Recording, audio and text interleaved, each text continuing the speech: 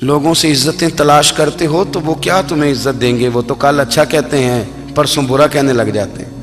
لوگوں کے سامنے گڈ بک میں آنا چاہو گے تو وہ تو سویرے تمہارے بارے میں کچھ کہیں گے، شام کچھ اور کہیں گے۔ اپنی روحانی زندگی آباد کریں، اپنے مسلح کو وقت دیں، اور دنیا سے چھپ کر اس موبائل کو بند کر کے اور اپنے آپ سے بھی چھپ کے اور تنہا ہو کے چھپا کے سارا کچھ اپنے آنسو اپنے رب کی بارگاہ میں پیش کریں، اس کے حضور حاضری دیں۔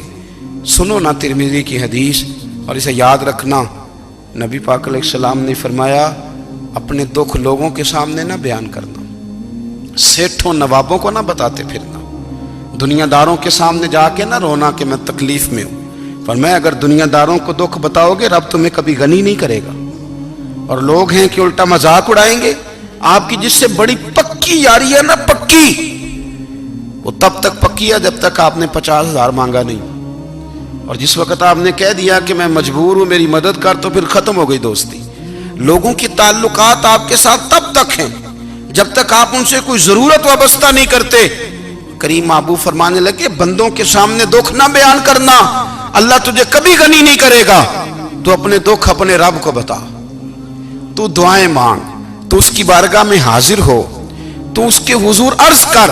فرمایا اپنے دکھ اپنے رب کو بتا، وہ جلدی کرے یا دیر سے کرے تجھے ساری دنیا سے بے نیاز کر دے گا، تجھے کسی کا محتاج نہیں رہنے دے گا۔ اپنے مسلح کو، اپنی دعاؤں، ایک بزرگ فرماتے ہیں میں نے دعا مانگنے کا طریقہ اپنی بیوی سے سیکھا۔ دعا مانگنے کا طریقہ اپنی، سیکھنے والے تو اپنے بچوں سے بھی سیکھ لیتے ہیں، سیکھنے والے تو ہر ایک سے سیکھتے ہیں۔ وہ کہتے ہیں میں نے دعا مانگنے کا سلیقہ اپنی بیوی سے سیکھا ہے۔ حضرت وہ کس طرح؟ فرمانے لگے میری بیوی نے نا مجھے کوئی کام بتایا، کچھ پیسوں کی ضرورت کے لیے کہا، تو میں نے اسے کہا کہ بھئی ابھی میرے پاس نہیں ہے، کچھ دنوں میں آتے ہیں تو میں دے دوں گا۔ عورتوں کی عادت ہوتی ہے وہ بار بار یاد کراتی ہیں، 2-4 دنوں کے بعد پھر اس نے کہا حضرت وہ میں نے کہا تھا کچھ پیسے، میں نے اسے کہا کہ ابھی میرے پاس نہیں ہے، کچھ دنوں میں ملتے ہیں تو میں تمہیں دے دوں گا۔ اس نے کچھ دنوں کے بعد پھر کہا حضور وہ میں نے کچھ پیسے کہے تھے۔ فرماتے میں نے ڈانٹ دیا، میں نے کہا کہ کیا تو روز مجھے شرمندہ کرتی ہے، کہا نا میرے پاس نہیں ہے، ہوں گے تو دے دوں گا، تو روز یاد کراتی ہے۔ فرماتے ہیں اس نے پہلے تو میری ڈانٹ کو سہا، پھر میرے سخت جملوں نے اس کی آنکھوں میں آنسو پیدا کر دیے، پھر اس نے اپنے آنچل میں اپنے اس دکھ کو سمیٹا، اور پھر اس نے ایک جملہ کہا تو میں رو پڑا، اور مجھے اپنے رب سے مانگنے کا طریقہ آ گیا۔ مجھے کہنے لگی حضرت جی آپ نے ڈانٹ دیا میں نے سہ لیا، پر آپ ہی میرے شوہر ہیں، بتائیں نا آپ سے نہ کہوں تو میں کس سے جا کے کہوں۔ فرماتے ہیں میں رو پڑا، اور میں کھل کے رویا، اور میں تڑپ کے رویا، اور پھر میری سسکیاں بند گئیں۔ تو مجھے کہنے لگی آپ کو کیا ہوا؟ میں نے کہا مجھے بھی دعا مانگنی آ گئی ہے۔ جب میں اسے کہوں گا نا اللہ تو ہی میرا رب ہے، میں تجھ سے نہ کہوں تو میں کس سے جا کے کہوں؟ میں کیوں کسی بندے سے سوال کروں؟ میں کیوں کسی دنیا دار سے کہوں؟ میں تیرے بندوں کا، نیک بندوں کا وسیلہ لے کے، تیرے محبوب کی غلامی لے کے تیری بارگاہ میں آئیں، تجھ سے نہ مانگوں تو کس سے مانگوں؟ سمجھ آ گئی ہے؟ جب میں اس رنگ میں مانگوں گا تو پھر رب میرے اوپر بڑا ہی فضل فرمائے گا، وہ میرے اوپر بڑی رحمت کرے گا، وہ میرے لیے آسانیاں کرے گا۔ عزیز دوستو، ہم اس طرح کرنے لگ گئے ہیں کہ ہم نے نا اپنے تعلقات پر اعتماد کرنا شروع کر دیا ہے۔ میرے تعلقات بہت ہیں، ہم نے اپنی دولت پر اعتماد کرنا شروع کر دیا ہے، میرے پاس دولت بہت ہے۔ ہم نے اپنے علم پر، اپنی شہرت پر اعتماد کرنا شروع کر دیا ہے کہ میرے پاس فلاں چیز بہت ہے۔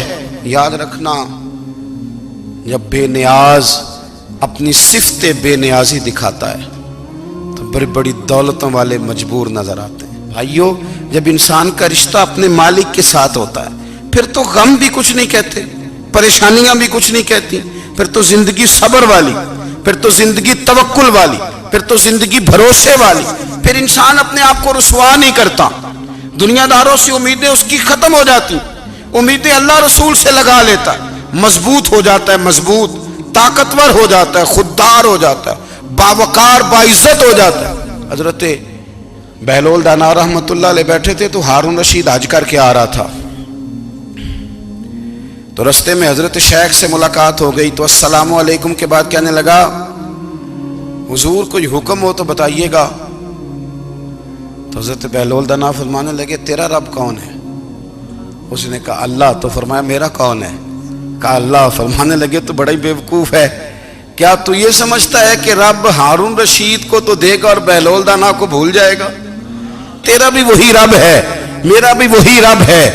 اس نے اگر تجھے دے کے آزمایا ہے تو ہو سکتا ہے مجھے نہ دے کے آزما رہا ہو. جب اس کی حکمت کے تقاضے ہوں گے تو عطا کرے گا اور دے گا. تو جا اپنا کام کر. بھائی اپنی روحانی زندگی، اپنی عبادات، اپنے وظائف، اپنے روزمرہ کے معاملات، اپنی دعائیں، اپنا استغفار. دیکھو کوئی مشکل کام تو نہیں، 2 رکوع ہیں سورہ واقعہ کی اگر رات کو پڑھ لی جائے تو. میں کس طرح یہ بات بیان کروں کہ تعویذ بانٹنا آسان ہے اور وظیفہ بتانا مشکل ہے. سارا دن تعویذ بانٹیں تو لوگ لینے کو تیار ہیں، اور اگر آپ وظیفہ بتائیں تو کہتے ہیں تو مشکل کام ہے. او خدا کے بندے، اگر آپ کا تعلق قرآن پاک کے ساتھ مضبوط ہو، قرآن پاک کے ساتھ اگر آپ کا رشتہ ہو، لوگ سفارشیں ڈھونڈتے ہیں نا دنیا میں، کوئی تعلق مل جائے تو میرا کام ہو جائے. دنیا میں اتنا مشکل معاملہ ہے، آخرت میں مجھے بتائیے گا کتنا مشکل معاملہ ہوگا. میرے نبی پاک صلی اللہ تعالی علیہ وسلم نے فرمایا جو لوگ سورہ ملک پڑھا کرتے تھے نا، سورہ ملک، یہ سورت ملک قیامت میں ان کی سفارش کرے گی اور اس طرح کرے گی کہ کہے گی اے اللہ یہاں اس بندے کو جنت میں داخل کر دے یا مجھے قرآن پاک سے علیحدہ کر دے. تو رب فرمائے گا جا اس کا دامن تھام کے اسے جنت تک پہنچایا.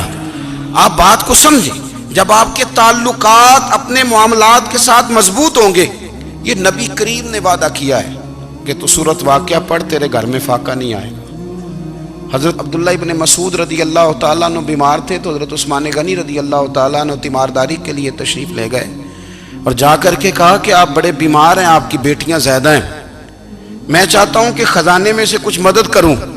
تو سیدنا عبداللہ ابن مسعود رضی اللہ تعالیٰ عنہ اٹھ کے بیٹھ گئے اور کہنے لگے امیر المومنین اللہ آپ کو میری طرف سے، میری بیٹیوں کی طرف سے بہتر صلہ دے. میری بیٹیوں کو کسی خزانے کی ضرورت نہیں، میں نے انہیں خزانہ دے دیا ہے. کہا جناب آپ نے کون سا خزانہ دیا ہے، میں آپ کے مالی معاملات کو جانتا ہوں. تو فرمانے لگی امیر المومنین میرے نبی کریم نے فرمایا ہے جو سورت واقعہ پڑھے اسے کبھی فاقہ نہیں آتا. میں نے بیٹیوں کو یاد کرا دی ہے، یہ خزانہ میں نے انہیں دے دیا ہے. وہ سارے والدین سنیں جو بیٹیوں کے لیے پریشان رہتے. حضرت عبداللہ ابن مسعود نصیحت کر رہے ہیں، فرمانے لگے میں نے سورت واقعہ یاد بھی کرا دی ہے، پڑھنے کی عادت بھی ڈال دی ہے. حضور نے فرمایا ہے جو سورت واقعہ پڑھے اسے فاقہ نہیں آتا. کہنے لگے چاند تو اپنی جگہ چھوڑ سکتا ہے، سورج گر سکتا ہے، تارے ٹوٹ سکتے ہیں، پر مدینے والے رسول کی بات غلط نہیں ہو سکتی. حضور نے فرمایا فاقہ نہیں آئے گا تو انشاءاللہ کبھی بھی نہیں آئے گا.